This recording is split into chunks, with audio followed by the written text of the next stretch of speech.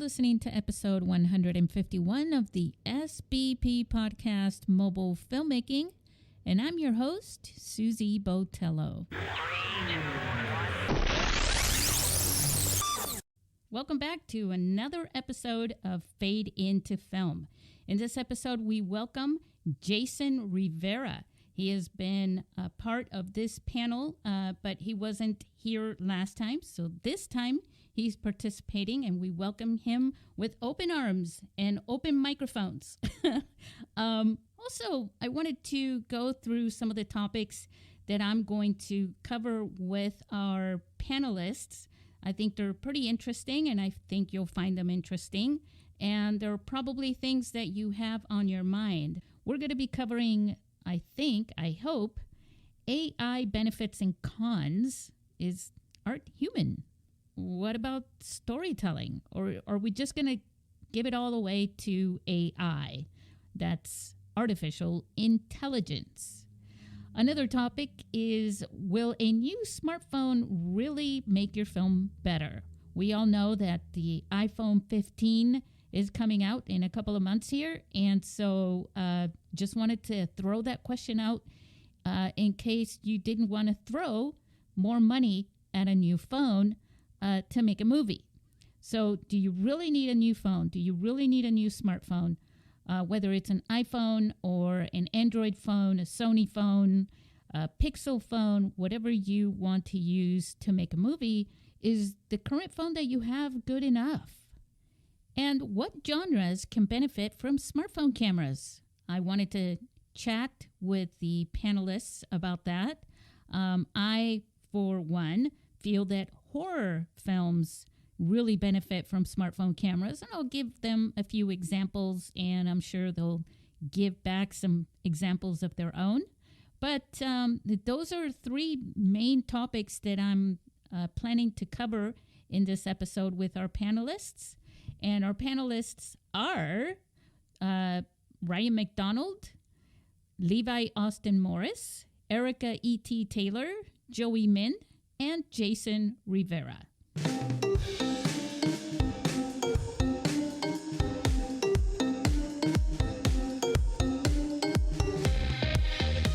We are Fade into Film.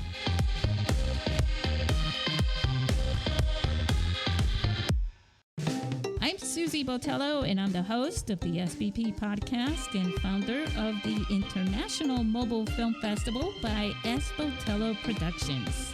And I'm in San Diego, California. Hi, my name is Ryan McDonald. I'm a writer, director, producer, actor for feature films and short films, and I am out of Ogden, Utah.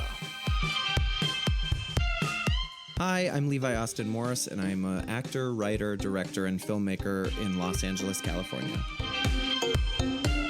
I'm Erica E.T. Taylor, and I'm a visual storyteller, video producer, and mobile filmmaker from Houston, Texas.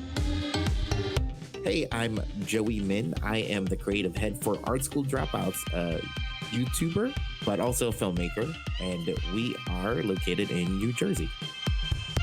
I'm Jason Rivera, a music composer based out of Los Angeles, California.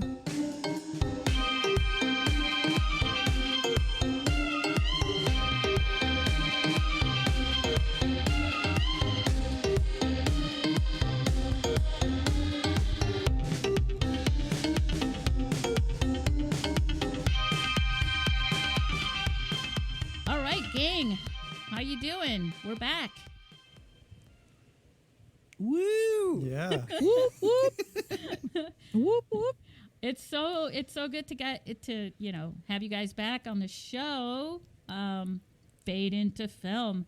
This is awesome. We really enjoyed. I know all of you enjoyed the last episode. If our listeners haven't listened to it, it's episode 150.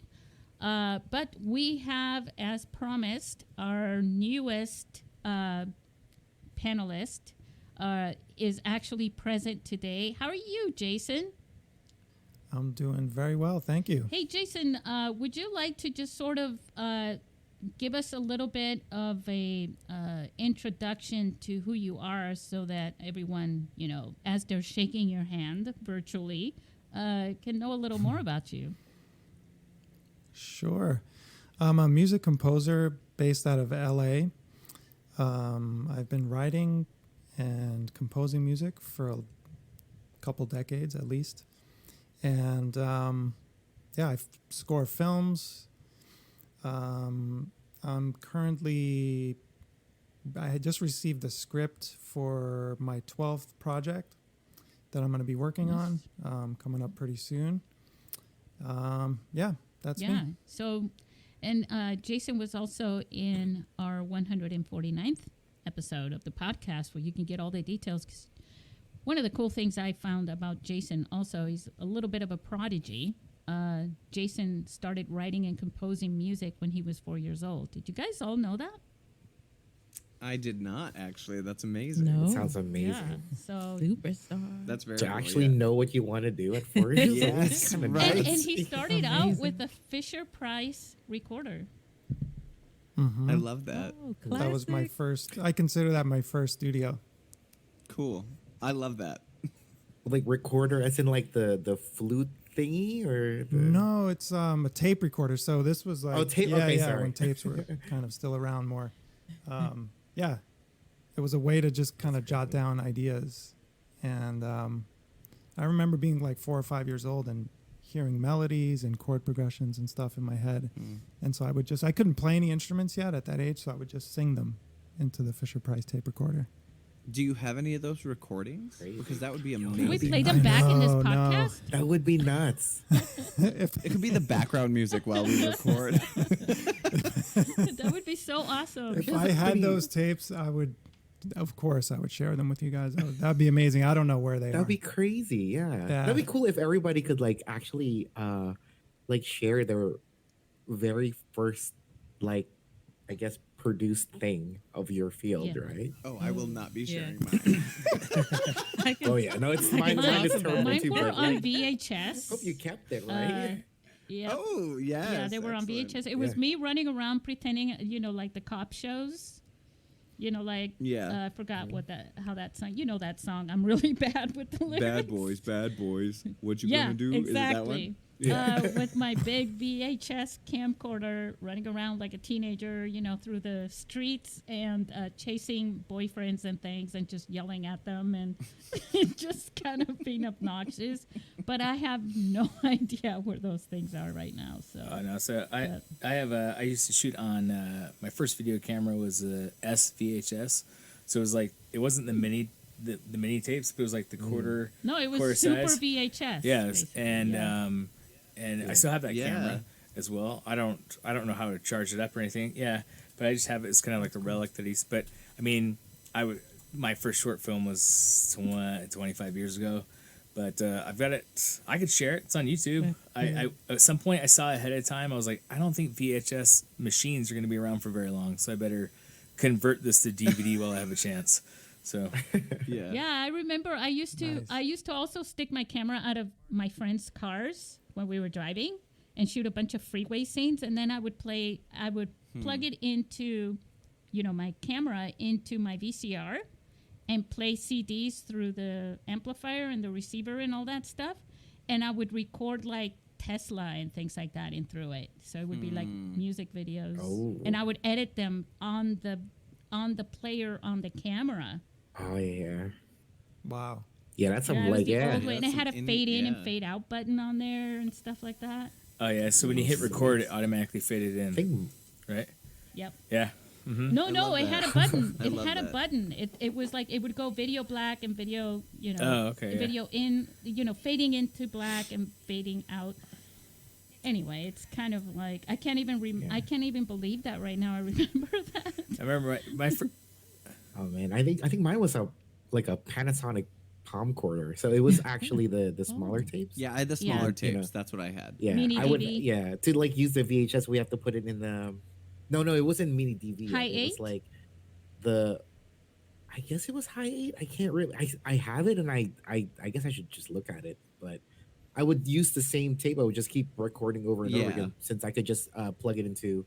Like I had a capture like card for my PC back then for the video. Just it was only video. There's Right. no sound, right? Hmm. So Wow. and I would just edit stuff, and I was like, middle school or Yeah, we something. always found a way to get,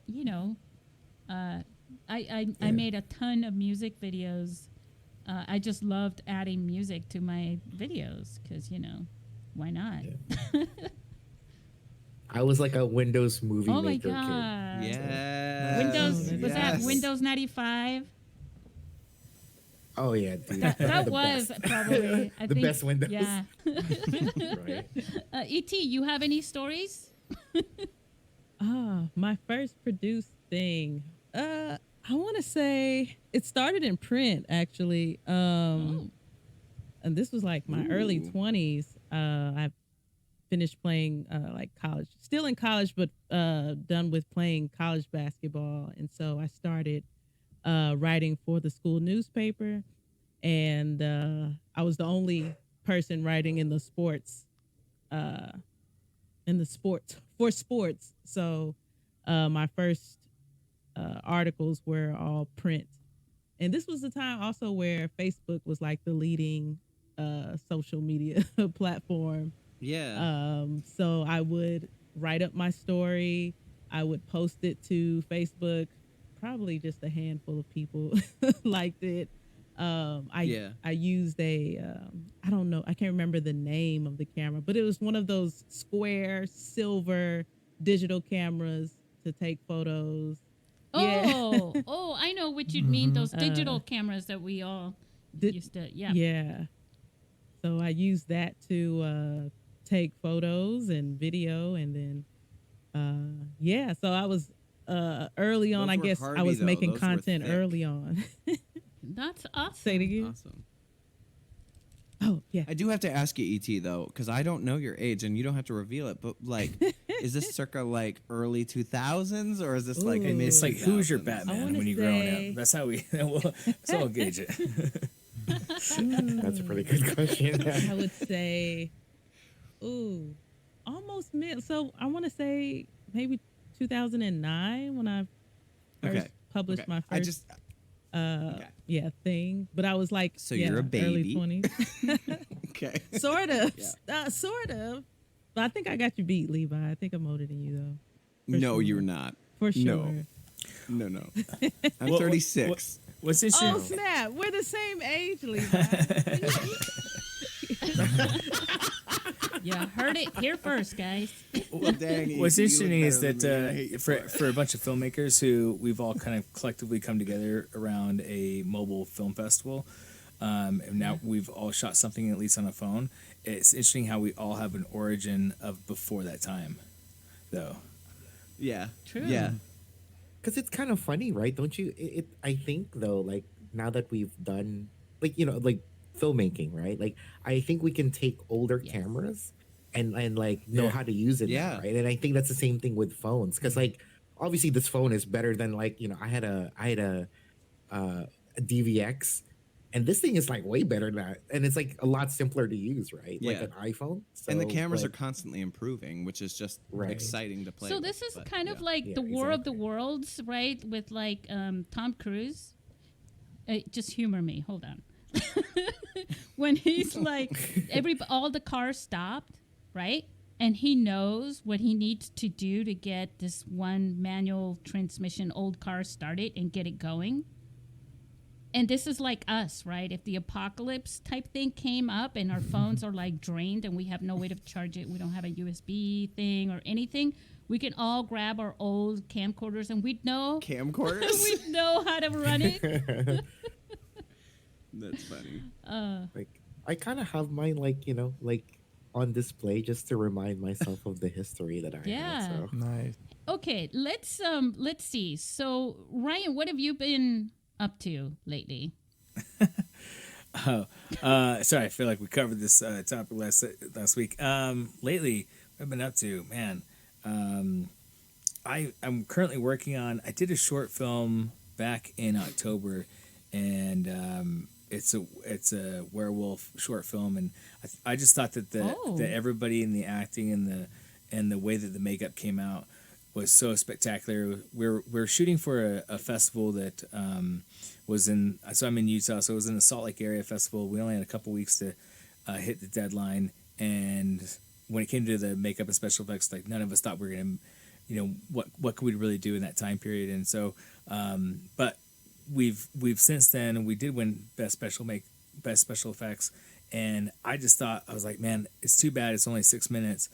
What if I started this? And this is like as long as I've been writing for 20 something years and whatnot, this is still the amateur idea of me. It's like, oh, you have this really cool idea, but you don't know the journey that's going to go or anything. So I'm starting to write a feature script around that 6 minutes so that we don't lose the 6 minutes that we like shot of that short film.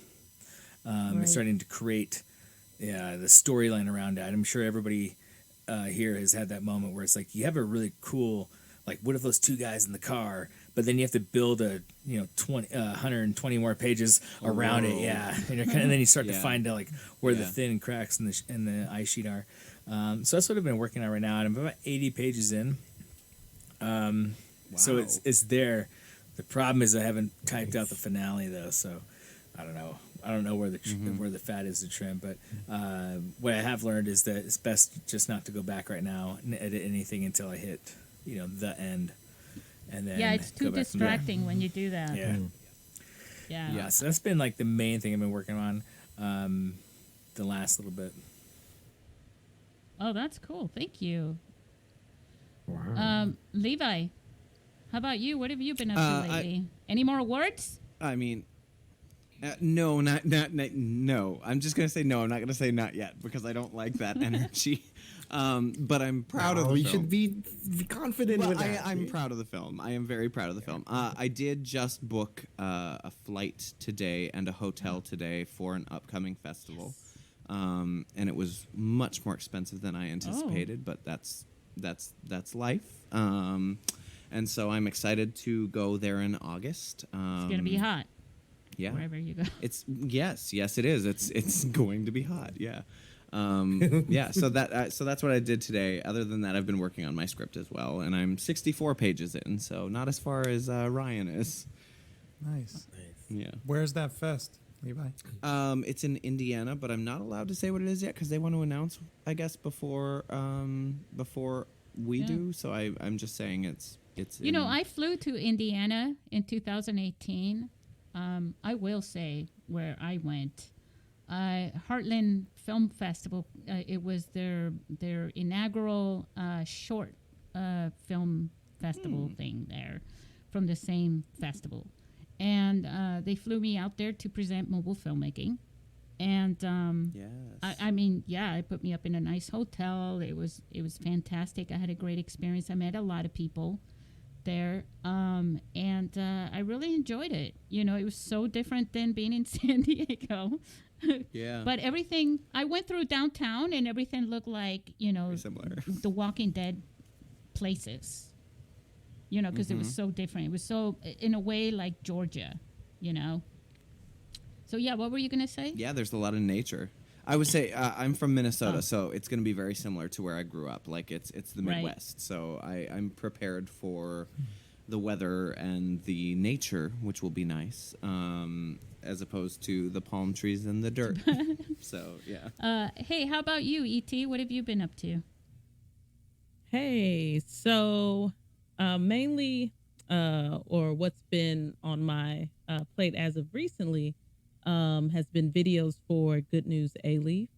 So August 9th and August 11th coming up will make a full year that that video series that I created, Good News A-Leaf, will be in existence. So coming up on a year now. So recently filmed a community football camp.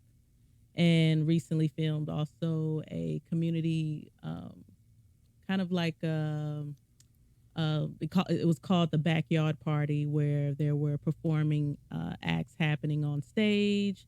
There was a group providing food. It was outdoors, so a family-friendly and good vibes environment.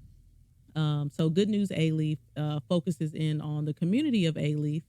Or side or area in Houston. So A-Leaf is in the southwest side of Houston. Oh. Yes. So it's an area that I grew up in. I'm from. I went to A-Leaf schools, and A-Leaf is spelled A-L-I-E-F. Kind of like relief. No, so like A-Leaf, A-L-I-E-F. Yeah. so, so and I have to say it like that because people from A-Leaf we're very proud of our area, our community. So I'm always going to make sure that it's said properly. And so it's called Good News because it's really about spotlighting a lot of good things, good people, good happenings in the community, to also showcase that and kind of push forward a narrative that sometimes doesn't, or a lot of time doesn't get pushed forward, and a lot of negativity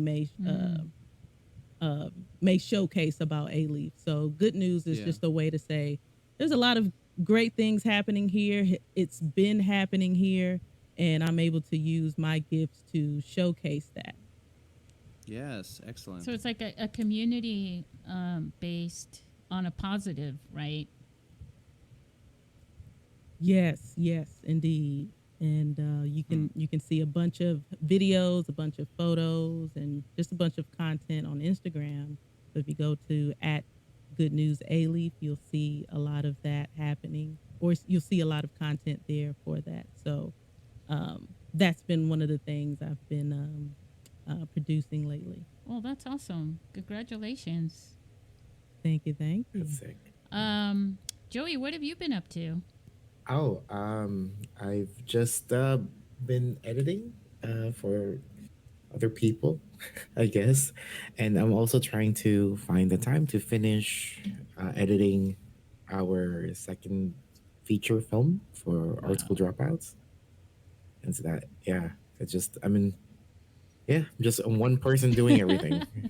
So Oh, I understand that. I get it. it's like, like, I guess it's just this time around, I guess we're trying to mix a few technologies together, I guess, because like we never really said it, but our second feature film, it's kind of I guess the tagline is like our it's like we film it's a virtual reality film, well, like 93% of it kind of thing. And so it's like I guess one of the goals was to actually like show a virtual reality film that is not like super science fiction. It's not like Ready Player One, where it's like this very fantastical world where every IP that's ever created is like in this virtual world. It's like something that you could kind of like it's virtual reality that is accessible to people now. Like if they saw, like once they see the film, they're like, oh, okay, like that's really cool, and then they're able to actually do what we did, and kind of thing like that. And it's is it that's what we're working interactive on. in some way, or No. It's still just a film, right? And but with the story that we like Art School Dropouts does, we're very like feel good, martial arts comedy type of thing. So this thing is like a kind of our, I guess our us trying to stake our head on a bigger story than what we are capable with because of resources. So being in the virtual reality, we have like our action films are a little more blockbuster. Oh, okay. I guess it's not pure mayhem, but it's it's a much bigger than what we are able to do now. That's cool. That's Right, so, that's yeah. challenging as well. So So and I think that's what was taking us like really hard, is because the fact alone that when we have this system, I don't know how to explain it, but basically we're actually filming inside virtual reality, so we're doing the same things. Like I actually had to build a camera, build like cranes and jibs and all this other stuff in virtual reality for us to go into virtual reality to like maneuver that equipment. Interesting. And I think that's kind of funny. So it's like filming a film in a fake world. Yeah, in a fake world, right? Yeah. And so we were hitting a lot of technological obstacles simply because like, okay, no one has ever done that before, right? So it's like, okay, we're trying to figure it out. So that's why it took us like a bit longer, but we're For trying to 10 we're years. post production now. Oh, that's cool. Jason said something earlier that he was working on a short film, right, Jason? Yeah, it hasn't been shot yet, which I actually like, kind of coming in at that spot. Yeah. But I think they have almost a final script, which I actually read today. And yeah, it was really good. I can't say too much more about that Right, you particular signed an project. I'm not NDA. allowed to. I sure did. Yeah. So, but no, I'm excited about it, and after reading it, even more so. I'm for you. excited. Yeah. And for you guys Nice. Thank you. to know that Jason likes to come in before the production. Yeah, that is fascinating. Just as somebody who has worked with a composer, I find that absolutely fascinating because, like, my composer was a part of, like, he's been a part of every production I've worked on, but he doesn't come in and he requests not to start working until I have it picture locked, because for him it's like he needs to understand the beats and the timing and everything that I'm going for. So yeah. Yeah, I think I've worked in both ways, you know. Maybe probably at this point almost half and half in terms of the projects I've worked on. But I actually like working with a director earlier on if possible, because then my music can actually have an influence on the production in a different Yeah.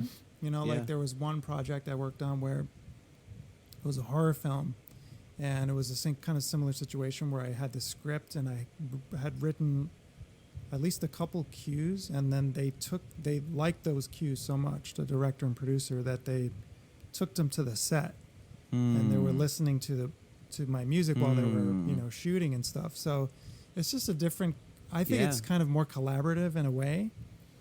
And I'm influenced heavily by music, so I love that idea. I think that sounds awesome. Yeah. Cool. Yeah, it's very collaborative, and for what I do, I think it requires a little bit more imagination, like especially if I'm just writing based on what I'm reading on the page, and a conversation with the director. But then of course, like if there's time, there'll be tweaks, later down on the road when I have footage, then we can go in and like line things up, and we can have, beats, but also there's also a kind of fun thing that happens with editors too, because if they have my music, then they can cut to my music too, Yeah. Which the directors I've worked with so far seem to like to do that. So yeah, I think it's a really collaborative and fun way for me to work. So that's fantastic. Okay, did I forget anyone this time? We covered everybody. Yeah, that was everybody. Okay, I thought so. But just in case, didn't want to do what I did the last time. So I wanted us to cover some topics now that I wanted to throw these at you guys. I wanted to cover one of them. It's kind of like a topic that's been going around all year long. Really fast-moving topic, AI. The benefits and the cons of AI.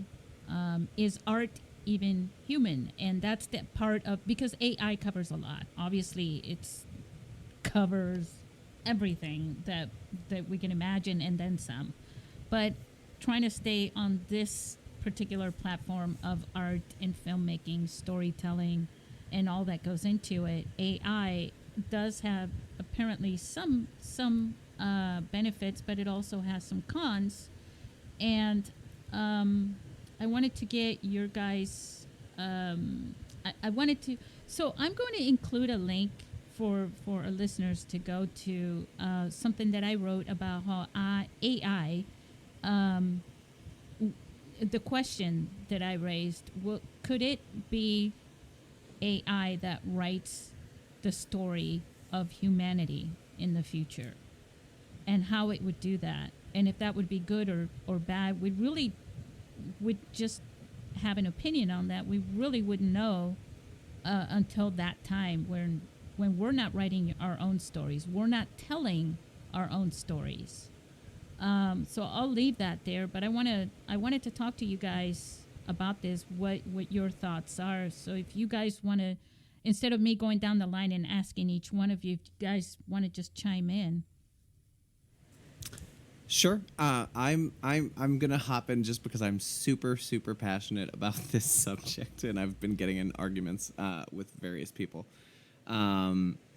I think AI is a great tool to assist, but I think it is a dangerous tool to sort of allow to take control of our storytelling, our art, our stories, how we connect. I think that we as artists, I think the thing that is special about us is that we are able to feel, that we can learn from each other and experiences. And I think that for each of us, our voice is unique. It is what makes us individually us.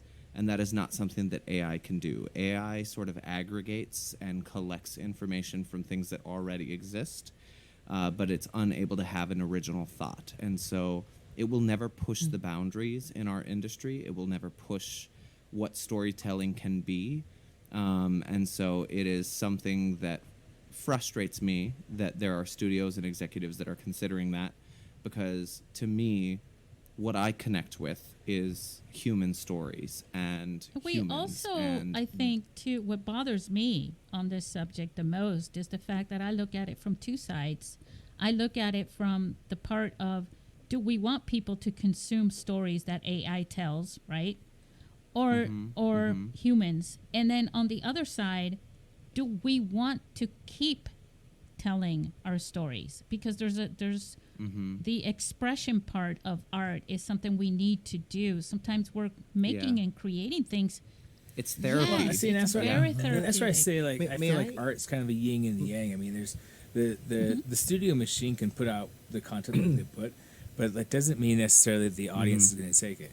So you have two sides. I mean, at any point with any of the people who are here in the panelists, like, just because AI can do it, does that mean that we're going to stop creating art? Exactly. No. So, like, there's going to No. be. I feel like AI is like, it's the new CGI in a sense. Like, it has, like, at the end of the day, it's like we all can tell where We there's the might CGI. stop. We might stop because we didn't grow up in the future. And in the future, if AI is creating these things, who's to say, right, that in schools they don't support that? You know, like, we grew up in art classes and writing stories and all these things. In the future, they may say to kids, you don't get to do that anymore. So they may not know I think you could or feel you that. could create a sci-fi world where there's like AI doesn't allow humans to have art form, and then yet the art form does it. I mean, at some point in the, like, evolution of, like, the fish hopped out of the water, at some point when it grew the legs, there was a drawing there's like the caveman drawings and things like that. Like, at some point, Right. Yeah. it's inherent. It's like Right. certain people are the engineers and certain Yeah. people are the storytellers in a tribe. And Yes. there's, I think, Yeah. even if you have AI doing it, like, even if the big machine, even if that's all that Warner Brothers and Disney, if all they ever did was do AI movies, I still feel like there's going to be, like, us who are like, well, I don't have the money for the AI to make my Yeah. screenplay. I guess I'll just have to go back to writing it. And then I'll write it and I'll shoot it with my phone, you know, like, and Because, like, yeah. And there'll be an audience who will be like, there'll be an audience of, like, purists who are like, oh, I only watch, just like right now, there's an audience of purists right now who, like, they don't watch. I know a lot of pretentious people who don't want to watch the Marvel stuff, and I know a whole bunch of people who watch nothing but Marvel. They won't watch anything with subtitles. Yeah. It could be the same thing. It's gonna be, you have people who are like, all I watch is, like, human form art, and then there might be other people who are like, I just Sure, love right, AI. because, like, if because if you think about it, actually, like, you know, since we're talking about AI and what is actually just kind of regurgitated, I don't know if anyone else here is, like, you know, because I am kind of a YouTuber, I guess, like a filmmaker on YouTube, and, you know, seeing the generations on YouTube, if you think about it, like, if we're talking about like AI generated content, I mean, there's people that are people that only create algorithm based content, Mm-hmm. Yeah. you know? So it's And not I like, hate them. yeah. It's That's also another thing that's happening with AI and art too, because there are people out there selling books that are completely AI Yeah. and making things, and they're the ones But that are then you- telling you can make $1 million, but and I made 15 books, sold Right. them for $15,000 each, and you know, But as you can hear it though, they're not artists. They're just they're They're they're, business they're just people. business Right. people, Maybe right? But at the same time, if you Question think is, about said it, the though, artist, like, do I yeah, want to like, make $1 I million mean, if- making my own art, or do I want to make $1 million making AI art? yeah. I guess. Yeah. Right? yeah. Or do I want to mean, struggle obviously, though- and just self-express? Yeah. Because like that's Right, sort of right. the It's journey. like my, that, yeah, It's like, my I think- catharsis and the audience's catharsis. I think that's like I think that's really what YouTube is, right? The whole like, do I want to struggle or do I want to make my own art? Yeah. Right? Because in the age of clickbait, right? Yeah. Like I think especially in well, I guess in like indie films, right? Or at least not even indie films, like YouTube films, like for the way for you to get views, right? Is like I'm just gonna hop on like $1 billion IP because everybody knows it already. Because I don't want to make my own story to tell because I know I'll get like 3 It's people true. to view it. Yeah. You know what I mean? Like especially in our I guess circles too, like in the action film cinema, everybody just wants to like, oh, we redid the episode 2 Witcher 3, episode 3 or something, or here's like this popular IP that we just kind of Yeah. remade, Yeah. like stuff like that. And it's like, and that's the way, because obviously a lot of those people want to be unit people and they want to be hired by Marvel or Disney or whatever. I just think but, there's also for children, right? That their Yeah, and that cognitive too, right? development Because- is affected by all this, excuse me, but crap that we're putting out there for them to consume. They're writing children's books, through AI, and parents don't know how damaging that is for children to consume, as opposed to spending time consuming books that are written by humans for the purpose of developing their brains. Yeah, but so I'm gonna play the But don't devil's you think advocate. that to develop but like, their brain? like SpongeBob was developed by humans, and I would say it's almost just as damaging. Like to be fair, like we haven't done our best either in every spot, right? So, but AI is only going to regurgitate like what we give it, and I think that AI is going to. I think that I don't really believe that the power of it is going to be to a point where I think we've fictionalized this Matrix idea that we're all batteries and whatnot so far that it's the idea that like I think that even we'll get to a point where we get tired of AI, where like it just starts rehashing itself, just like we're seeing right now with like the Marvel movies, and people can shit on those, but like there's a time where it was nothing but war movies. Like remember that Saving Private Ryan, Thin Red Line era, right? And then years before that, it was there's a time where it's nothing but Western movies, right? And so. Yeah, I mean, I will say though, I think that part of that is. Oh, no, sorry, go ahead, finish. Oh, I was just going to say that I do feel like though that it's partly the executives looking at things as this is what's currently selling, and so let's continue to pump these out. Where it's like they're not taking chances on artists who have original, unique voices and stories to tell. Yeah. Because it's unproven, it's unproven, and you don't know if it's gonna make money, right? So that's why. If it's not a so I certain understand cash it, cow. but at the same time, it feels kind of, it feels icky, right? Because like I've seen a lot of short films out there made, obviously it's not like the next primer or something like that, but it's like it's a very good story, like and obviously with the skill set like these people could do, and it's still given the chance to grow and mature, there'll be I don't great know if you guys storytellers, saw or read about this, but there was somebody a few months ago, I think it was a few months before the festival in April, that I read something on social media about somebody who actually went out and had AI write the screenplay and their shooting list, their shot list. And the AI actually even told the camera person what lenses to use at what point, and all sorts of things like that. So it was literally like experimenting with AI making a film from start to finish. so that the camera person basically wouldn't have to really do anything other than follow the instructions, like, like an architectural plan or something. It's like it was IKEA very films. intricate. Right? It's like IKEA films. we give you the template, we give you the shot list and everything, and you make the film. Yep. Like after that, What cameras Yeah. you put in there, what camera you got, and what you want to make it, and it'll tell you, like, for each scene, it would even do the color grading input, all kinds of things. It was just incredible. And I just think, what microphones? Yeah, is it done?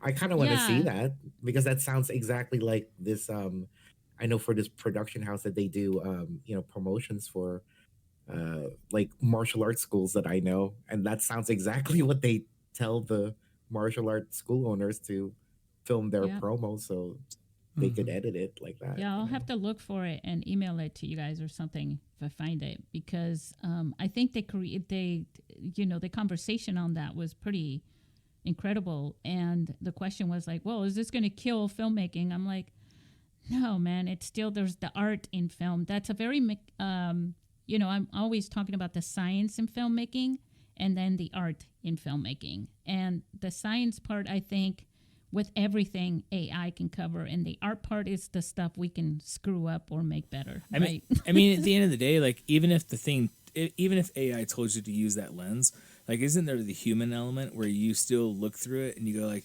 nah, I don't like that shot. Like, at some point, if like, you it's- know yeah. to do that. Well, but I think that Yeah, but if Yeah. you never developed Right. that? I mean, skill just set? like the dads in the night, we were talking about the old VHS tapes. Just like the dads in the '90s didn't know how to, like, zoom in and zoom out with, like, doing that, like, massive jump from 10 times, 100 times kind of thing, right? I mean, at some point, I still think there is, at the end of the day, if there's any human input to it, there's still going to be the X factor to it. And even if all of the content that's put out there by the big studios is going to be AI driven, we still, us who do not work for Warner Brothers, still have the option to do whatever the hell we want. And we still As get to long be as the, we it's have still the the Wild will Wild to West do for it. us. As long as we have the will to do it, Right. but the will comes from our own experiences and knowledge as well. right. But I mean, I will say though, because this is something I've talked about in therapy, because Aw. it stresses me out. I think that we as artists, like, I think we always have that drive, and so it's not even like, if you are an artist at your core, you're not gonna stop. Like you're a storyteller because there's something in you that is like, I have to tell this story. Yeah. And so, like, it's not even that, like, I mean, I think it was Joey who just made the comment, like, well, what if you don't know because you don't have the experience of, like, what lens you should use. Like, there's an instinct or something in you that's like, this isn't fitting. This isn't what I want. Let's switch this up, And I'm saying that from my own experience, because my experience is mostly in storytelling. I come from a theater background, and so moving to film was new for me, and it's been a decade-long journey. But having moved to film now, like, I am discovering my voice and my perspective as a filmmaker, and it's something that I'm constantly growing with. So yeah, I think it's an instinctual thing that, like, artists will never do you lose, think, E.T.? Yeah. Yeah. I think with AI becoming more prominent, it'll be like almost like literally like Rage Against the Machine with Yes, human snaps to that. storytellers and AI. I think it'll push, or if not already continue to create opportunities to where underrepresented communities or underrepresented audiences can get their will kind of fight more to get their stories told, because yes, AI could do a great job in telling, let's say, in giving us another Black Panther or Right. giving us Yeah. more Black Panthers, but could AI tell Interpret that the properly. story? Yes, or not even, or let's say a rising Black filmmaker or a rising Latino filmmaker or any person of color. Could they could AI tell that story in particular? And so I think I see it as a rage against the machine, like literally now. Yeah. So And I think it'll And then just maybe move that even- whole thing forward of, leaving people of color out.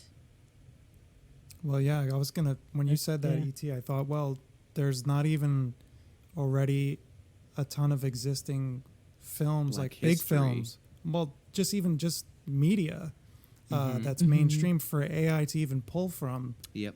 to regurgitate. Yeah. true. So yeah. to me, that seems like there's gonna be A folks very left out. Caucasian. But and I would say, we And- were and that's having where that mobile Caucasian filmmaking- problem though. Sorry to cut you off. We were having that representation problem before AI came around though. Like that's Of course, that's- it's just that's- gonna make it worse. That's Well, the yeah, thing. I'm Is not like, saying- But if it's like, that's it what they're wasn't pulling AI who from, did this yeah. to us. It was like us doing it to ourselves and misrepresenting. I say this. I'm a white guy, white male, heterosexual. So I'm certainly in that class that unfortunately has been horrific to everybody for thousands of years. But like but at that time, it's like that was the representation. It was the misrepresentation for a long time, and so of course the supercomputers can be like, oh, I guess that's just the way we go, huh? Yeah. Yeah, that's the Yeah. heartbreaking part. Yeah, and that's where, like, I guess if I can kind of round up, I guess that's where mobile filmmaking can help to start to level off I agree that, with you. because if now with being able to make short films, feature films with our smartphones, that's an extra or another opportunity to create more stories that hasn't been told with that. So, Yeah. and then it can kind of bring up a discussion. Well, you produced your film with AI. So what? I use my phone if you produced your film with AI. Yeah. Right? At least my, Yeah. people in Because mind are real. that's so. the key right there. Because everybody has the phone as opposed to the other cameras. Yeah. That I think what's happening is we'll get to a point where if that's kind of my dream, that more people are making movies with smartphones because more people have them, then how should I say this? The amount of films that are out there, right? It's more about who's louder. Hollywood, right, Yeah. is louder, but you still have more content through smartphones after all. And even with the strike right now, I do feel like there is sort of like Mark Ruffalo right now is calling for people to go more indie, and I support that. But building off of what like ET is saying, I'm so passionate about the indie circuit anyway, because like we're able to tell the stories that we don't see in mainstream movies. Like I'm driven by queer storytelling, and it excites me to see queer stories on screen because it's not something that I got to see a lot growing up, Right, right. So it's very exciting when you see an artist that you resonate with. And that's the key word, an artist. Like I love to find artists that tell a story that make me go, damn it, like geez, I felt that, Because That's that true. is Yeah. what it is. It's very emotional in a way, as far as, and I don't mean emotional like people crying and things like that. I just mean it connects with our feelings, and the artists are about expression. We need to express these things, and we turn Yeah. to art to do that, as opposed to things that are horrible. All right, before we take too long on AI, we'll have to touch back on this again, Well, I do have a question. I was going to say, go ahead. Sorry. if I can interrupt. So before we leave the AI part, what's interesting is, so in the mid 90s, there's an absolutely amazing film called Gattaca that came out. And that director later made a movie in 2002 called Simone, but it's also spelled like Sim1. It's like S1MONE. Has Al Pacino, 2002. And it's a director. Al Pacino plays a director who gets so frustrated with an actress, she walks off set, and somebody approaches him with a technology of being able to like do an AI, as we will call it now, like version of the perfect actress to put in his movie, she becomes so massively popular that everybody wants to know like who she is and where she's at. He even does like a concert thing where there's a hologram of her and thousands of people are watching it, and it kind of like it became the AI he created became better than his art, and then he later seeks to destroy it. And it's just really interesting that like now, like 19 years later, we're tackling this subject, of like what happens when the artists create the AI. Yeah. There's another movie that's even older than that. Albert Finney was in. It was called Looker. Okay. And Yeah, check where that out. it's like a murder mystery thing, but as it turns out, the actors are all robots, basically, that look completely human, and they were replacing the human actors. So if you want, if you want to see that movie, that's back in the that's crazy. 70s or something. It's like old. Oh wow. So Yeah. I mean, this concept has been going, and then iRobot, with Will Smith, is very philosophical in a way. I do have a quick question for Jason though. So for acting and for yes, acting, because they're scanning actors or they want to scan actors now and use their sort of likeness for as many projects as they can, as well as potentially doing it with the scripts. Is there any threat at this point in the music side of things? For sure. I think the first thing I heard of was a couple months back. There was, AI. People are using AI to make fake collaborations. I don't know if you guys have heard about this, but like the first one I heard was a fake collaboration between Drake and The Weeknd, and it was released, and the fans didn't know that it wasn't an actual track released by the artist. So it's been going on in music actually for some time. So yes, and I think some composers are a bit freaked out. I mean, yeah. Isn't there like a whole genre of music made just by like Vocaloids, right? Like so my little film festival song that I made, which is where the slogan "The red carpet is in your pocket" came from, was an old app that I had, because I told you every app there was, just about, I would download it, and I was it was basically from some band or something that created this app. This was on the iPhone 4, and it said we have this style of music, and if you just make up a tune, right, we will turn that into a song. And it was. So you have been doing it too, I did Susie. it so long ago, I didn't even know. It was like 2010. It was like after the iPhone 4 came out, and I made this little song, with it. And I reached out to them too, because I was like scared that if I used it publicly, they were going to sue me for copyright. I was so naive back then. But it was. I mean, this has been going on for a long time. It's just that now. Like the article that I wrote, it was something that I was already thinking about because of the algorithms of the internet. This was before ChatGPT and all that came out. But if you think about ChatGPT, which is the one that made the headlines, that's one aspect of it. AI has been happening for years and years and years before that.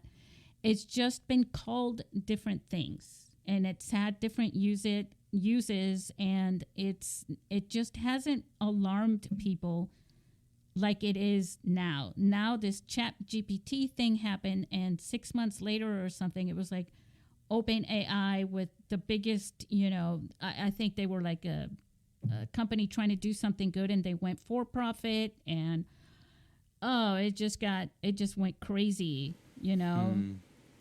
Oh, you're talking about Replica AI. I think I read about that. Right? Probably. Where it's like some lady actually made an AI program to help her deal with like the loss of a friend of hers. So I guess like she fed like this AI program that she made like her friend's, I don't know, whatever personality or whatever, so she could kind of talk to it. Then she made it for profit, so people could use it as well. I was talking about This is 100% OpenAI. Black Mirror. OpenAI was made at first to be sort of open source for everybody. And then they got a lot of funding and everything like that. And then they went for profit.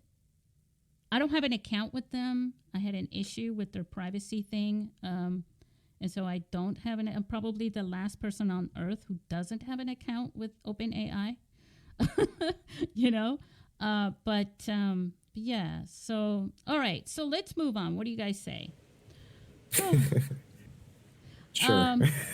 I feel like that's like a very big topic. But I think we we touched on it, and we can come back to it because I think it's just going to be something that we should go back to and keep going back to. I think, especially because of what we all do. You know, I think it's important. So what do you guys say? I think this one may be pretty important to our listeners. What will a new smartphone really make your film better? We know the iPhone 15 is coming out soon, and other Android phones are going to be coming out very soon. And there will be people out there telling our listeners, hey, you want to make a film, you want to get the latest phone because that's going to have the best camera on it. What do you guys think? Well, of course the manufacturer is going to sell their product. So they're going to tell you, even if the only thing they changed is just the glass on the lens, like they're going to tell you it's the latest and greatest. I can say for myself, I shot a feature film on an iPhone 6. So, and it's still good. Yeah. Well, yeah, it didn't die that. because now a new phone came out, right? Yeah. I mean, are there some things that I learned, and I currently have an iPhone 11. Which I'm still dated on when I say that. But to me, it's like, oh, this is really great. But I mean, there are some things I could benefit on, sure. But I think that like the latest and greatest phone. But I think with anything though, like even people would. Yeah, say, it's like do you golf with Nike or Top Flight? Like, I mean, or is it the golfer? Yeah, right? I think. Look, Joey can answer to this because you're on YouTube all the time, Joey, and so you know that 99 out of 100 YouTube videos is on camera comparisons and the they're not called authorities. What are those YouTubers called? Yes, the influencers. They're the authorities now. Yes, the authorities. I like that. They're the authorities. Well, but that's the there's thing no too, authorities. though. Like, but the influencers, right? They're there to influencing is more like selling. It's just another way of saying. I mean, they're literally being Yes, paid. and Yes, they're getting their products. But even though, like in the indie filmmaking world, right? Like so, like you have like the film school like elites and like the like the homebred filmmakers, right? Like like you could, if your film is good, your film is good, yes, right? But yes. there's I think a lot of the elitism of anything, there's like that gap where they say like, oh, if you don't make your film with an RA or something like or that, red, then it's not or a film. Or if you don't spend like minimum like 500, like $500,000 on your short film, it's not a real film, right? Because it's not industry standard. And I have friends like that, right? And it's like, it's so very frustrating because it's like, because sometimes it's like telling a story shouldn't have to limit you, with your equipment, right? It doesn't matter. Like, okay, cool. Like that's your thing and you're doing Hollywood standard because you're whatever, right? But like, I like this person's story who filmed their stuff with, with a Sony A7 III or a phone or a Canon, like 7D, who cares, right? But if it's good and that story resonates with me, then what's stopping other people from liking that, right? It's just that I get it when there's the point in time where the technicality of filmmaking gets too pretentious. too big. There's so much more than the video. Too pretentious to the actual story. To it. Like I'm thinking about Jason. Jason. Thinking about you right now. We were talking in our episode, 149 with you, right? About how having good music, right? The film score, the right one, and everything. How the quality of that film can be raised by that. And the audio, like Levi, the good audio that you have on your film Paralysis without that good audio, it just brings down your film to like half the quality. So it wouldn't matter if you used, a $20,000 camera if the audio is not good. Yeah. So there's other aspects of it, and Yeah. that's part of like, the same thing with smartphone filmmaking. A lot of people don't get is that you shouldn't really, if you're making a narrative film, if you're making a documentary for B-roll and things like that, even it's okay. But normally you don't attach audio to a camera when you're making a film, anyways. Building off of what you're saying, like I started shooting iPhone films in 2014 when I had an iPhone 4S. That's all I had. And I was very passionate, and I just had stories that I wanted to tell, and it didn't matter, if the picture quality was going to be to industry standard. I just wanted to tell the story. And like eventually I moved up to the 6, and I lived with the 6 for a very long period of time. And I will say at this point, having shot on 4 different iPhone films, I think the 6 was actually my favorite. I really enjoyed shooting with an iPhone 6. Paralysis was shot with both an 11 Pro and a 12 Pro. And there was a lot of frustrations with that because Apple has now created this sort of dynamic range thing that causes, even when you lock the lighting, like it causes issues. And so like no matter what new technology, like it might be a better camera, but there's still going to be some sort of issue with it. But for me, it's like, it's just the instrument I'm using to tell the story that I want. And my favorite compliment that I've gotten from reviewers and from people who have just watched the film is, I forgot I was watching an iPhone film. And I'm like, good, because I want you to get lost in the story. Like it's not about the fact that I shot it on on an iPhone. It's about the story. But it's inspiring. It's inspiring that you shot it on a phone, because that way somebody who's watching it knows, oh my God, I got a phone too. But it doesn't have to be. I've been coming up with this. When I first started, the film festival and things like that. This is way too many years ago. But the first question that people would ask me is like, well, which phone is better? And I was like, oh my God, really?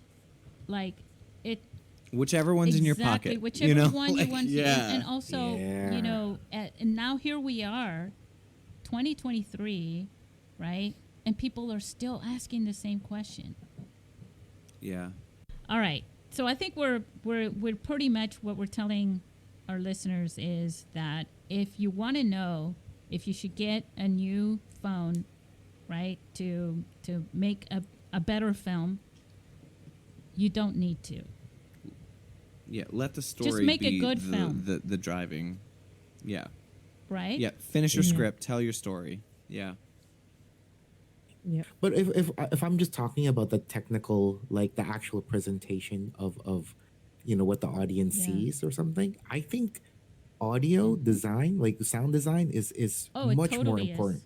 Like, yes, you'd see people that, like I said, they would film stuff on an RA, but then for some odd reason they want to make it look like it's from the 80s. Yeah. Like, why? What's the point of that, right?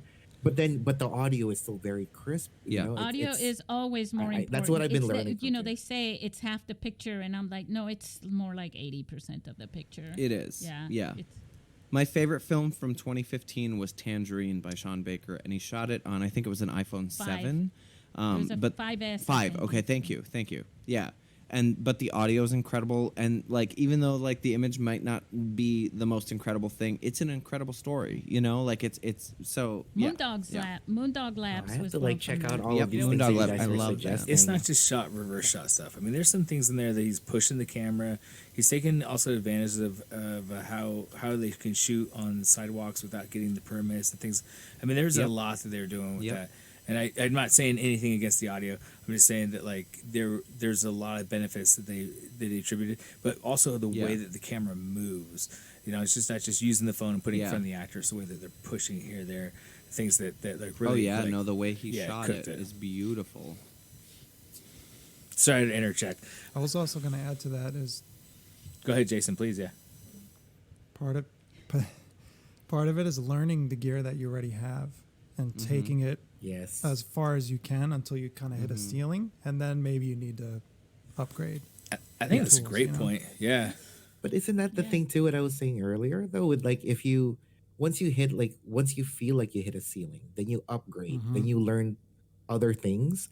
you realize like you could go back to your older equipment and be like, oh, I could really push this thing now. Yeah. You know, like way farther than anyone. Yeah, You know? I think the So key I think that's kinda is cool part of knowing it. how creative you can get and how far you can challenge yourself before you hit that ceiling. Because in a way, we're always hitting ceilings in this industry that we're in.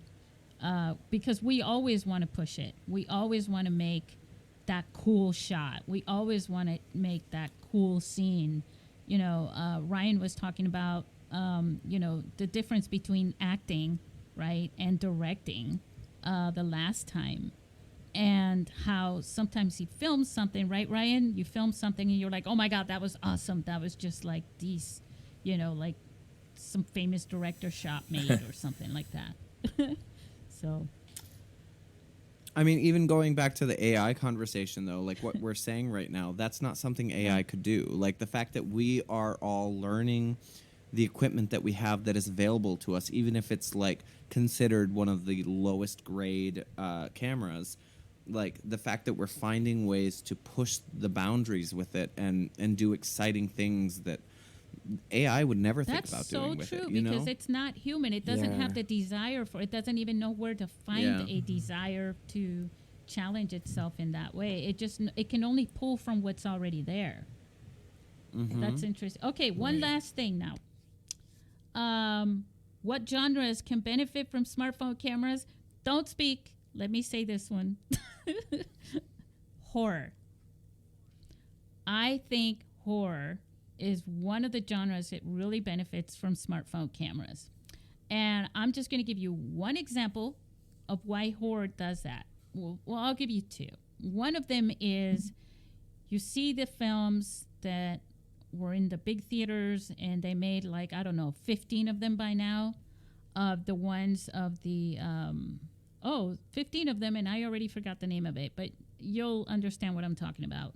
The ones where the houses are haunted and their phones are picking up stuff, and then they use the home cameras and all those things to capture what's happening in the house without them knowing while they're sleeping and things like that. The new found footage films, are also another one. But to me, one of the things that I've always thought iPhones would be really cool for in horror was because you could give the perspective of the victims from it. I was in a Halloween podcast episode, and I was telling Aaron Nabus, giving him a shout out here. We all know. Yeah, Aaron. Love Aaron. So I was telling him about how you could have the victim holding the camera, right? And you could and as the bad person was dragging the body across somewhere, the victim could give the perspective of their point of view of the killer dragging their body.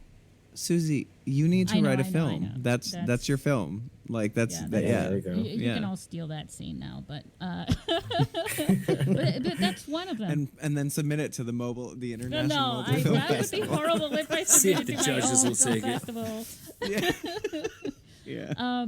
Yeah, but those are one of just imagine that, because I think it's easier to give. You could even tape it to a cadaver, not a real one, guys.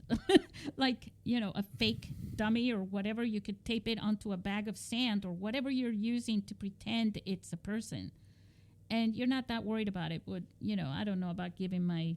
I mean, I know people will do it, but I think the angle, because it's such a small camera compared to something larger, would become more intimate in a bad way, in a horrific way, than I think a big camera with big lenses would do. So I'd love to comment on this because I did shoot a horror film with a mobile phone.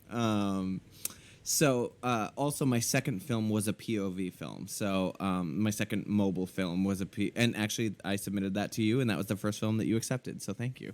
And that was in like 2015 or 16.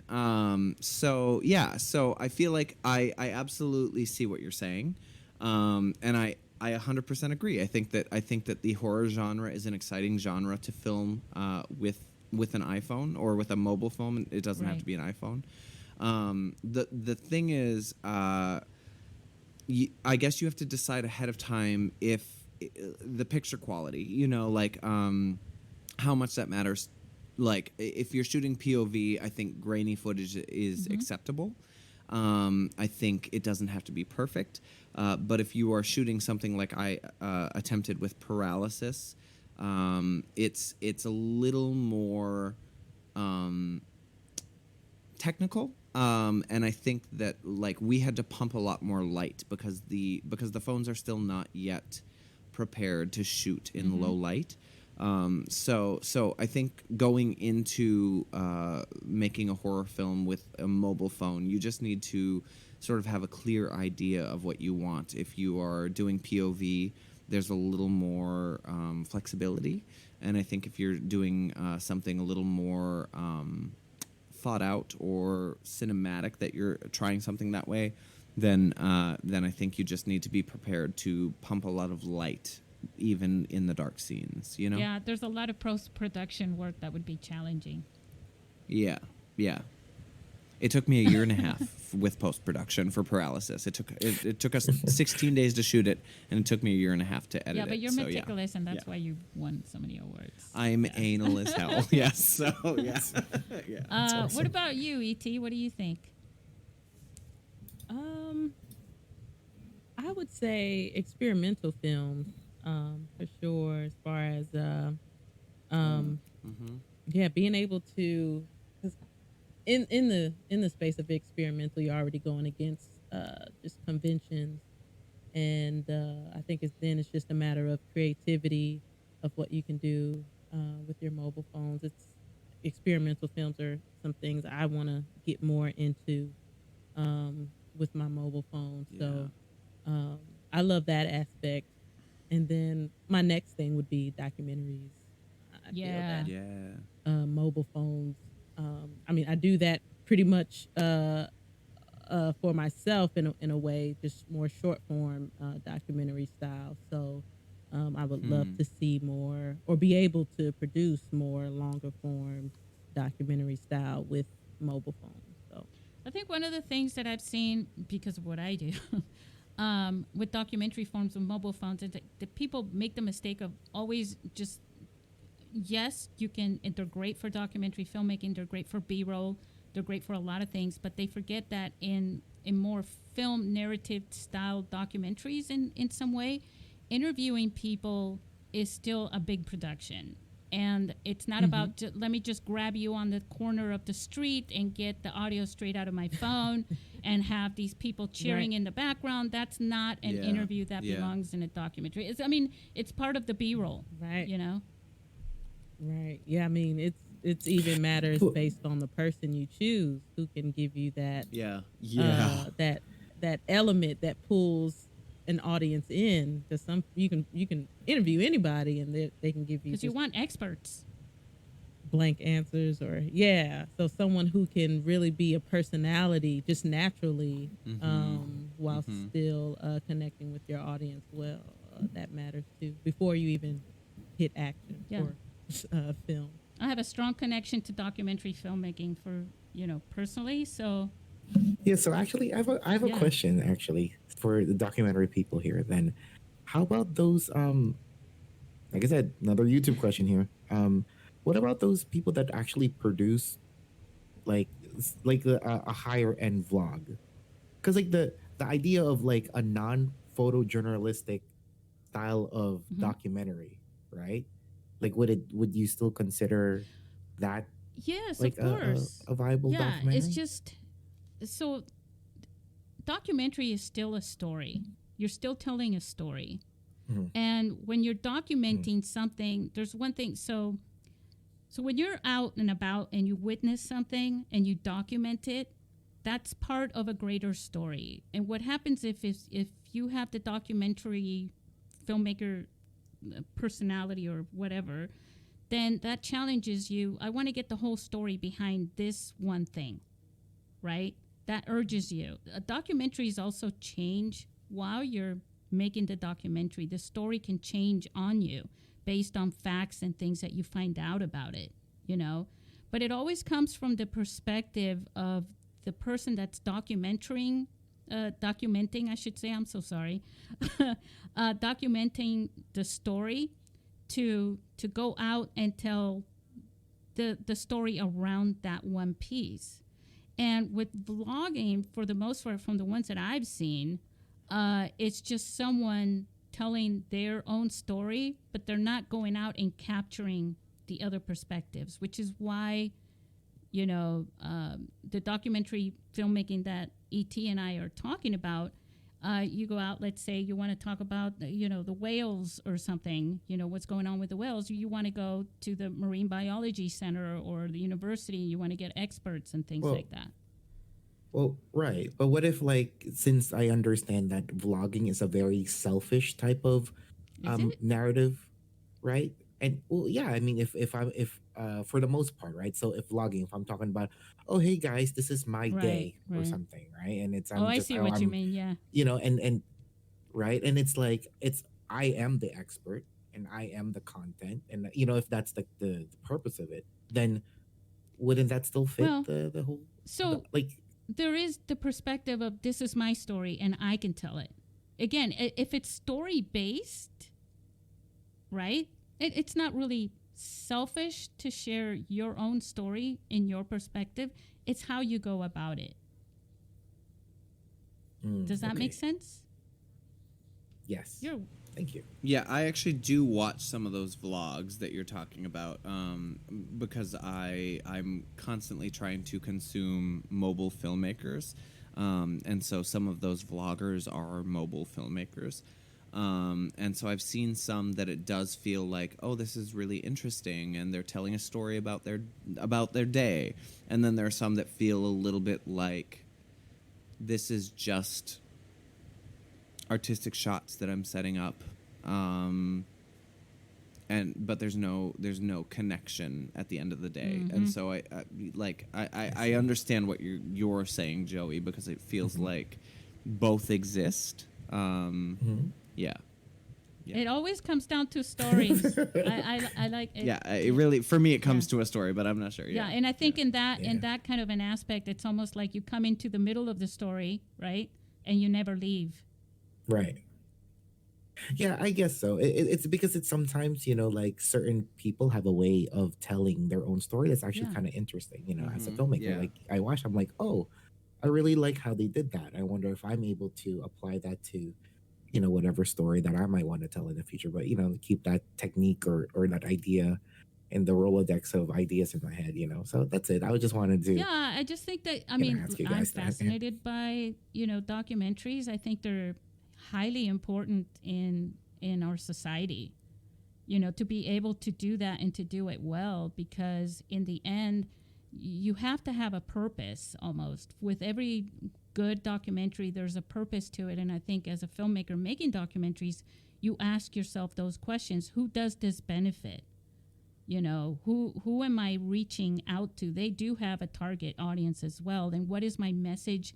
And what do they kind of insinuate, if they're not blunt about it, an action at the end, like something that you do. Well, I just learned all about someone with Alzheimer's. I want to give to this charity, things like that. All right. Well, Enough of that. so I mean, moving away from kind of the vlogger part, but like on the iPhone, I would ask the question as far as like, what's the best genre for the iPhone? I'd say it actually goes to like why the iPhone, or why not the iPhone, but like why a mobile film. I mean, so is the best, because for any particular project, it could be the why is because it's budgetary reasons. The why could be because it's in your back pocket.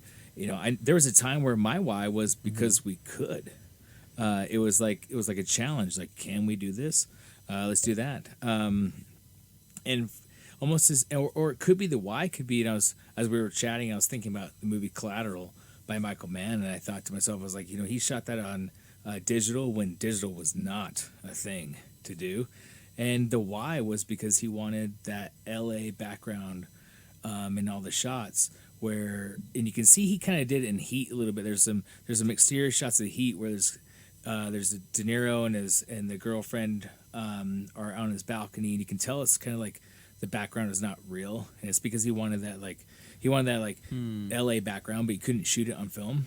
But then by Collateral, he can shoot Tom Cruise and then have all of LA's like background behind him because of how much light it does capture. In post-production and stuff too. Yeah, so sometimes it comes down to is what's the why, and it can be because nobody will notice us shooting this movie on the street, and we don't need a permit to do it. That could be the why. Yeah. It could be the why is That because, is a you know, big aspect. yeah, absolutely. Great point. actually, there's too- a Yeah, massive benefit and to as shooting. Susie always says, because it's in your pocket, right? And it's like we can always whip it out and have it right there, and we're ready to shoot on the fly in a documentary style. So I'd say yes, I do agree that horror is easy to pick in that sense because like horror films notoriously are not $100 million movies. So budgetary wise, that can narrow down. I would say the genre could be indie, right? The intimacy of a shot, of a scene shot with a mobile phone can be really scary if you don't want to be intimate in that scene for that particular purpose. You know what I'm saying? As opposed to the intimacy of, shooting waves at the beach, or even food stuff. It's like, oh my God, I'm so there for that, but somebody is hacking my foot away. I don't think I want the intimacy in that scene, right? And that can be so morbid. Yeah, I just feel like the same way that we argue, iPhone or DSLR is probably like on a higher end. The same way one filmmaker might say, 35 millimeter, and the other one says, no, I'm going to do 70 millimeter, like IMAX. Like it's the same. Or somebody wanting to force theaters to show their film by rebuilding the entire theater, perhaps. Yeah, and so there's. You guys hear about that? Yeah, and I think, it's the Oppenheimer thing, right? Yeah. Because you got Die Hard Tarantino did it too. Yeah, and so I'm saying is there a why behind it? And I think that for me, there's been times where the why was because the camera person, the person who had the camera, because I'll be honest, I haven't upgraded a camera since the GL2, Canon GL2 back when it was shooting. Oh my God, DVD. I used to have that one. I still got it. I'm staring right at mine, right? So I've always worked with a DP who had a camera, but there's been times where the DP didn't dropped out or something like that, and so we were sourced to the phone. There's another time where the why was I was wondering, can we shoot on a phone? I was like, that'd be really cool. So it depends on the why, and and if the why is like, I would really love to see this in 70 millimeter. Yeah, I guess that's why, right? Like we with the earlier thing we were talking about, like the wall that we kind of put on ourselves that the AI would never really break. It's because I guess all of our perceived ceilings is just there. We just once we get new ideas we could just break it, right? And an AI would never do it because it's the why. It's really the why. That we're talking about. Like what is the reason that I'm telling the story right now? Like I think that drives it more than anything. And how bad you want to tell that story. The driver. So ultimately, don't you think then? Because I guess I'm hearing you guys too, and I was thinking about it. I think in a weird way, AI would honestly just stand to benefit like the writers and the creatives because there's a lot of obstacles for us, right? Like trying to create something, but then if like a lot of the lower base level needs are met, we're able to like stand on a new platform to reach new heights. Yeah, it's like graphics. Okay, there's like all these automated things that you can get as plugins for Photoshop and things like that could make your process so much faster. And apps do that. For graphics and things like that. So yeah, there's some truth to that. The problem I think is the ingenuity that you can do something as a human being. You can go through the problem-solving process and invent new ways of doing things that can ultimately be very efficient. Yeah. But also, like, I don't know. I guess I'm going back to the AI conversation. We're I just feel there like, again now anyway, so. yeah. I just feel like there's like I don't know. I'm losing my train of thought, but I just feel like we wouldn't have movies like Everything Everywhere No. all at once Yeah, if we we didn't. wouldn't. It like AI would have never made something like Nope. that, you know.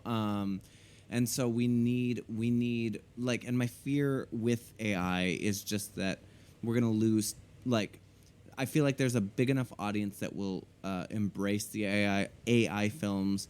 And it just It's worries like, me. I guess. I remember don't know. last time when we were talking about the templates, right?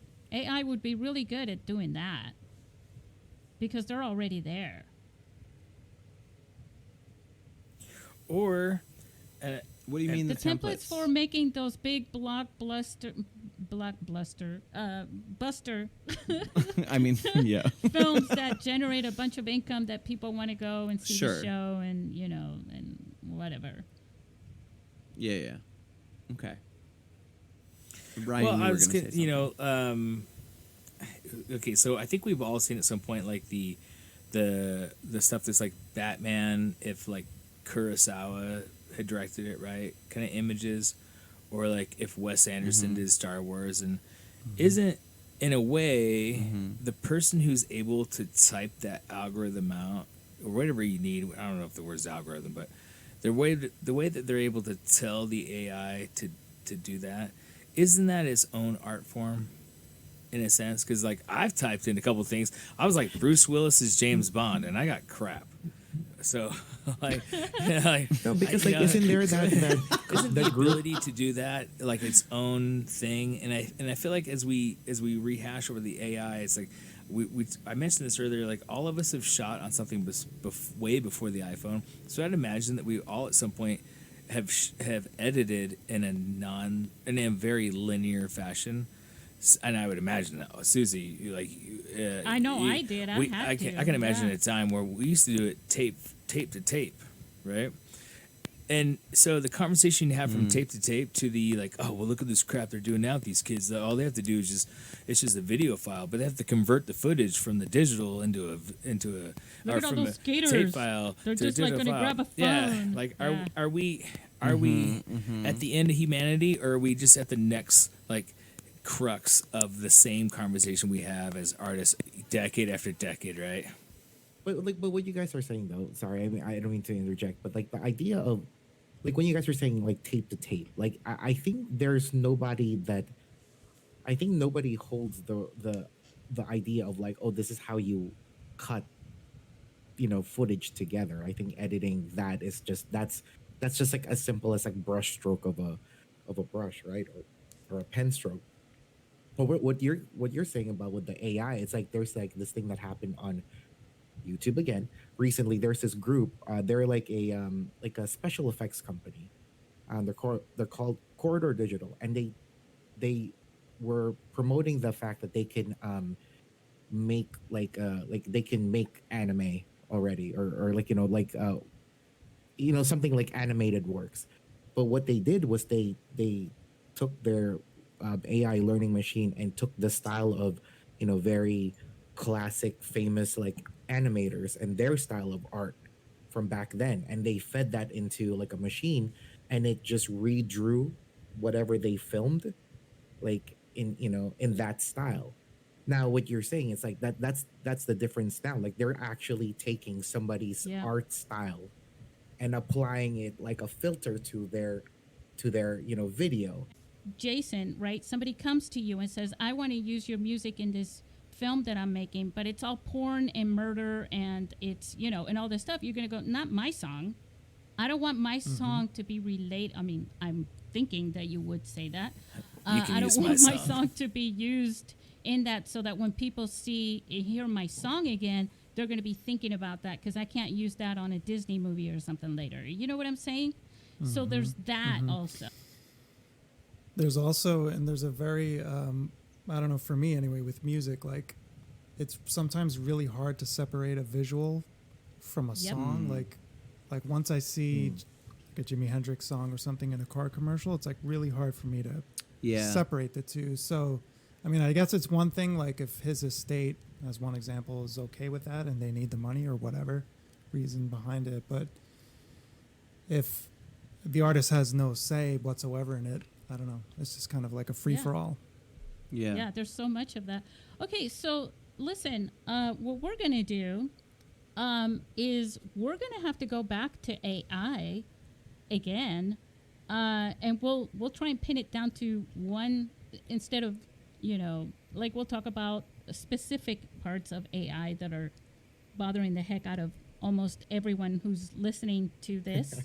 And we'll analyze it more in detail because I think, we really need to talk about this. It's a pretty hefty It really topic, is, and it's yeah. actually more important than a lot of people realize.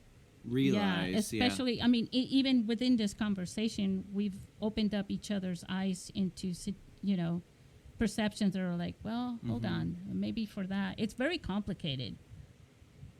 Yeah.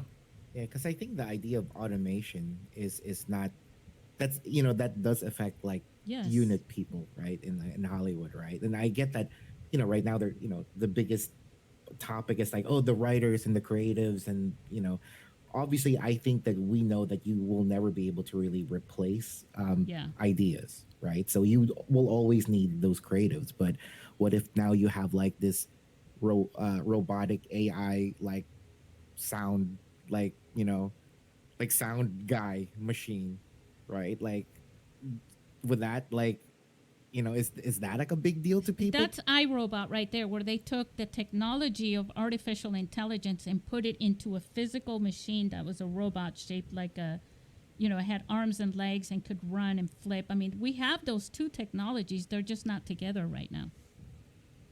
Yeah. I mean, like, like the like commercial filming, like they have those robots where you literally can dial in, like, very specific like camera movements, right? I mean, would that replace cameramen? Is that like, Yep. You know what I mean? Like, you still need a person to actually tell it what to do. Yeah. But what if it's So the technology like, itself that's telling it what to do, though? But that's the thing. I think we all know as the creatives, right? Like, you would never get rid of the conductor not. of the art Yeah. of That's a everything. great way of saying it. As long as we realize the value as humans, right, growing up 3 generations from now, Right. that is that is good for Yeah. us, that we get to experience that and see the potential for what it can do for us. Because like we were saying earlier, with I almost called you Eli, Right. Levi, about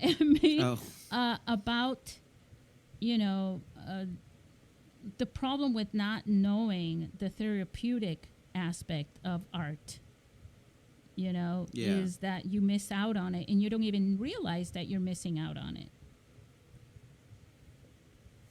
Yeah, and there's also something to physical, tactile experiences with materials. That I'm not saying it's bad, but to use computers or tablets or whatever, but there's also, I think, there's something tactile, so I have a young daughter, and so she's obviously like really interested in iPads and stuff, and that's fine in moderation, but I'm also like, well, how about we just get some paper and crayons and draw together, Yeah. Yeah. Because Going having out there me and feeling personally the having sand studied, at the beach between The, your fingers, things like that. it's just a Yeah. different experience, a different tactile experience. Right. And it opens you shoot. up. It opens wait, up your imagination. I'll stand in for Ryan, and I'll be like the devil's advocate. Oh, we on got this a lot one. of devils here tonight. Because he's from Jersey. Right? Yeah. But like, I do agree with everything. It's just that, but would you want to also limit, like, say, the newer generations from learning the technology that will be, propagating the future, right? Like, shouldn't they know, like, Absolutely. what's going? So that's Yeah. I kind of That's I why I agree said with in you, like, moderation. both ways. Yeah, you're right. You're right. Because actually, I was 'Cause, like, thinking earlier today, just thinking about in music and technology, and just thinking, well, a violin is a piece of technology. It's really old, and we kind of it's just really accepted now. But it's also, at one point it was new, and it's evolved over time. And so have computers, So I've been trying to think about it, just AI in terms of it just being a piece of technology, but it also has other layers to it, obviously, economic and business layers to it, as well as creative. We are definitely going to be talking about this again for sure. There's no way around that. So, how do you guys think we can end this conversation on a more positive note for our listeners? Tell the story you want to tell. Right? Like, just do it. By the way, our film festival is accepting submissions of films, smartphone photos, screenplays, short screenplays. We also added to the rules no AI stuff. So Nice. I always Applaud have this that. thing about editing from the beginning, where no app or software that automatically makes edit decisions for you is allowed. But I've added the AI aspect to it. I didn't even know there were apps that do that. There's those ones that will create a montage for you on your iPhone itself. It will do that. Even Wow. that's Yeah, always they're been about the case. 10 years old Yeah. now. Where Or have at you least been, 10 years Levi? old. Wow. I'm that far behind. Where have I been? Come on, Levi. Yeah, that's Wow. But how can you tell well. though? I just the footage has encoding and things like that, but don't ask me to prove it, because everybody signs a contract with that thing, and if we catch them, if they get caught, they're going to be once they're in, they get publicly embarrassed, because we'd have to tell people, oh, they're disqualified. This person did that. Yeah. Obviously that's not Yeah. something you want on your record.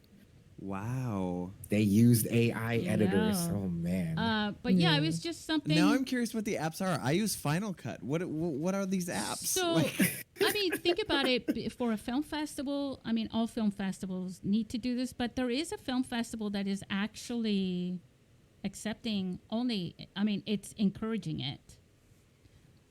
Yes. So, so you know how you That's guys not even know, right? So I'm very big on the arena, right? Being an equal opportunity for everybody as far as the competition and all that stuff. And so it would be ludicrous for me to say, oh, yeah, but AI is okay. So, you, the human artists, will compete with AI machines. I just felt like I should bring that up because it's something that a lot of people, unfortunately, don't read the rules. But I encourage you to read the rules before you give your money away to a film festival, including mine. Not that I don't want it, but not in that premise. So, the honesty is appreciated. Levi, there was an app I remember, like 2015, 2016, called Magisto. Oh, yes. It was pretty popular then. I don't know what it's like it was now, an but online app thing. Yeah. Called Magisto? Magisto, Magisto. And you could upload. Where have I been? This is crazy to me. You could upload your video. You can choose a song, and you hit the edit button, and then you wait about a minute or so.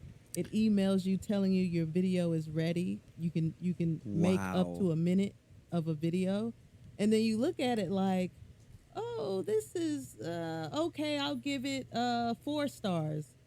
Oh no, it's not. Oh, it's actually turned out bad. Give it 2. Remix it, and until you're satisfied with it.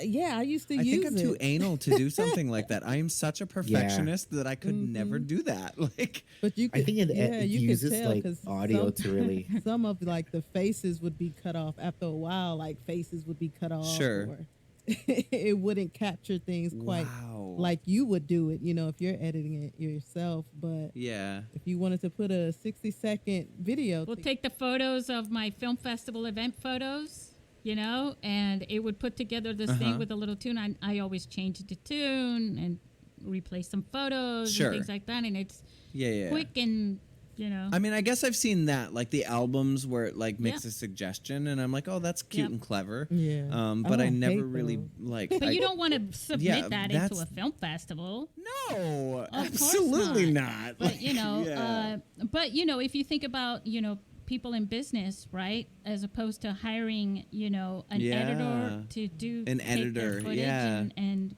produce a little montage for them to put on their YouTube or something like that. Why not? Right? Yeah. Wow. So Wow, the Yeah. things you Welcome learn to 2023, on Fade man. into film. It's a way. It's a Fade way. into film. And video producers have been pretty upset about this a long time ago, not just because of that, but also because of the whole iPhone thing and smartphone things. It's like, oh, well, you know, that restaurant owner now has, you know, their teenage daughter. This is not me. I'm okay with that. But they have their teenage daughter filming with their smartphone, and they're putting together these little videos, and they're using that on their website to sell their food menu when we charge $50,000 for a 10-minute video. And it just puts them out of business. It's been, you know. But that's the same thing with, like, you know, how it was before, right? When filmmaking was like a rich man hobby. Yeah. Now then digital came out. Yeah. You know, like, right? Because, like, And you know, that's I know what you I- guys were talking yeah. about how who, like, you know, like the digital film with Collateral, but, like, you know, like John Woo made the first digital film back in like '93 called Red Wolf. And they were doing that in New York. You know, it was like, it wasn't like a full feature, but, like, you know, that was the thing they were pushing. You know, for since, like, China wasn't really able to, like, compete with Hollywood in terms of making blockbuster films because of budget, then digital film comes out and they were doing it. You know what I mean? So yeah, Making it more accessible. yeah. All right, everybody. Interesting. This is it. All This right. is for reals now. We've all been hanging out at the parking garage by our cars, saying goodbye to each other for the last 45 minutes. Yeah, It's a Minnesota goodbye. Is that what that is? that was adorable. Hey, say goodbye to our listeners, guys. See you next week. Bye. See you next Bye. time, listeners. See you in 2 weeks.